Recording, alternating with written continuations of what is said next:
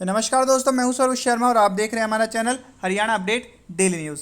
देखिए, बड़ी खबर, रेवाड़ी में बीजेपी किसको देगी टिकट? कापड़ीवास, सुनील मुसेपुरिया या फिर कोई और? देखिए, रेवाड़ी की राजनीति में गर्मा गर्मी चल रही है क्योंकि आप सभी को पता है कि अगले साल विधानसभा चुनाव है। अब देखिए, विधानसभा चुनाव हो या लोकसभा चुनाव हो, दोनों अगले साल है। लोकसभा चुनाव के अंदर लगता है कि यहाँ से जो हमारे राव इंद्रजीत जी हैं वही खड़े होते हैं, तो एमपी के लिए तो इतनी दिक्कत नहीं है, लेकिन मेन दिक्कत आएगी विधानसभा के लिए। आज कोई ऐसी न्यूज़ नहीं थी जो आपको बताएं, तो आपको हम राजनीति का कुछ बताते हैं। हमारे पास देखिए एक आर्टिकल आया था जहाँ हम कह सकते हैं, मैंने आपको बताया। देखिए, सुनिए इस खबर को, आपको क्या लगता है? आप हमें राय ज़रूर बताएं अपनी कमेंट बॉक्स में करके।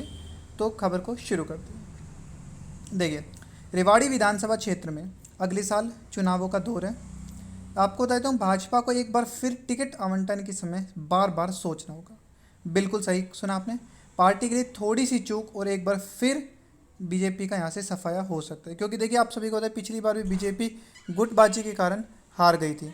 इसी के लिए तो देखिए, अगर इसी के साथ हम बात करें तो जो थोड़ी सी चूक में, बिल्कुल सही सुना आपने, देखिए थोड़ी सी चूक और बीजेपी को फिर एक बार गलत परिणाम भुगतने पड़ सकते हैं।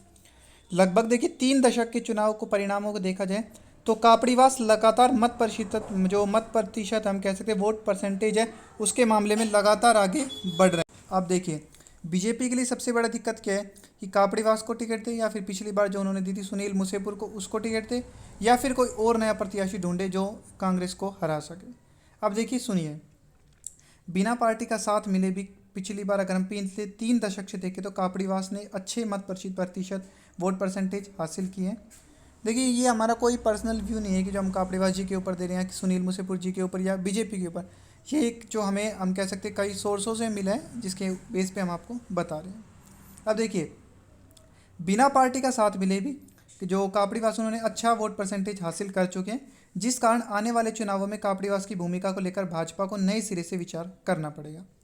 लगभग 3 दशक के चुनाव परिणाम के आंकड़ों को देखा जाए तो ये साफ हो जाता है कि कापड़ीवास के वर्ष 2014 में पहली बार विधायक बनने के पीछे उसका उनका जो पर्सनल वोट बैंक बड़ा काम कर गया था। अकेले मोदी लहर के सारे अगर वे विधायक बने होते तो वोट जो गत विधानसभा चुनाव में पार्टी प्रत्याशी को हार का सामना नहीं करना पड़ता। देखिए, सामाजिक संगठन जन जागृति मंच के जरिए हल्के के लोगों में 90 के दशक में जगह बनाने में कामयाब रहे कापड़ीवास वर्ष 1996 के विधानसभा चुनावों में निर्दलीय प्रत्याशी के रूप में चुनाव लड़ते हुए कांग्रेस प्रत्याशी जो अजय कप्तान जी है उनको कड़ी चुनौती पेश की थी। उस समय भी देखिए, बिना कोई पार्टी के साथ उन्होंने 24.56% उनको वोट मिले थे। इसके बाद अगले चुनाव में कापड़ीवास ने फिर एक बार बिना किसी पार्टी के बैनर के साथ ही लड़े, जिसमें उनको 22% से भी ज़्यादा वोट परसेंट जो हम कह सकते हैं वोट परसेंटेज उनका था। देखिए, 22% या 25% कोई वोट परसेंटेज कम नहीं है। ये बिल्कुल भाजपा के लिए एक सोचने की बात होगी। इसके बाद देखिए आगे की खबर। आगे क्या हुआ? 90 के दशक की बात हो गई। दूसरे नंबर पर जो रहने वाले विजय सोमानी को 23% वोट, मतलब पहले जो कापड़ीवास तो उनको 22 और जो सेकंड नंबर पे थे उनको 23 मिले थे। वर्ष 2005 में कावड़ियास ऐसे समय में भाजपा में शामिल हुए जब पार्टी का इलाके में कोई जनाधार नहीं था। इन चुनावों में कापड़ीवास ने रेवाड़ी हल्के में मजबूत पैठ बना चुके कैप्टन को एक बार फिर सीधी टक्कर देते हुए 36,000 वोट जो उन्होंने, देखिए कापड़ीवास ने उस समय 36,000 वोट हासिल की थी, मतलब कोई छोटी मोटी बात नहीं है। इसके बाद वर्ष 2009 में विधानसभा चुनाव में निर्दलीय प्रत्याशी के रूप में सतीश यादव ने कैप्टन को सीधी टक्कर दी थी। उस समय भी कापड़ीवास 20% से अधिक मतों के साथ तीसरे नंबर पर रहे। वर्ष 2014 में एक तरीके से हम कह सकते हैं बीजेपी का साथ, मोदी लहर और उनकी खुद की वोट परसेंटेज काम आई और विधायक बने पहली बार रणधीर सिंह कापड़ीवास। इसके बाद जब पार्टी को इलाके में पता चल गया कि यहाँ पे कापड़ीवास, तो उन्होंने वो वोट सीट वगैरह दे दी थी और उनको जीत मिल गई थी। इसके बाद क्या हुआ? उन्हें 52.92 लगभग 53% के रिकॉर्ड मतों के साथ विधानसभा भेजने के सहायक सिद्ध हुआ।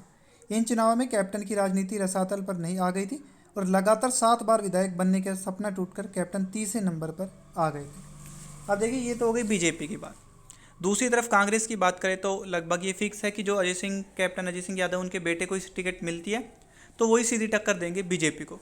लेकिन बीजेपी की जो अंदर की गुटबाजी है, या हम कह सकते हैं जो उनकी अंदर की बात है कि भाई किसको टिकट देंगे, ये सबसे बड़ी बात है।